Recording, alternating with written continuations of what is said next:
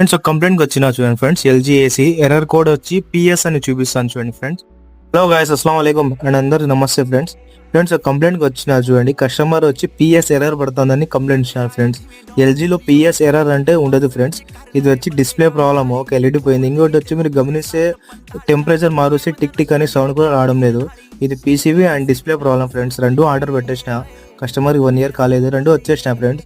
Customer ఇంట్లో వచ్చి అంతా ఓపెన్ చేసిన చూడండి ఫ్రెండ్స్. ఇది వచ్చి ఓల్డ్ పీసీబీ, దీంట్లోనే ఉంటుంది ఫ్రెండ్స్. అంటే ఇది బజార్ ఉంటుంది, టెంపరేచర్ అప్ అండ్ డౌన్ మార్చినప్పుడు టిక్ టిక్ అనే సౌండ్ వస్తుంది. ఈ పీసీబీ మారుస్తే క్లియర్ అయిపోతుంది ఫ్రెండ్స్. ఇంకోటి ఏమంటే కస్టమర్కి డిస్ప్లే మైన్ ప్రాబ్లము, అది పిఎస్ ఎర్రర్ పెడతాను అన్నారు.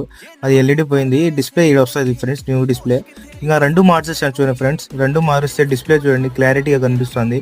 ఇంకోటి వచ్చి మీరు గమనిస్తే టిక్ టిక్ అనే సౌండ్ కూడా వస్తుంది friends, temperature up and down చేస్తే.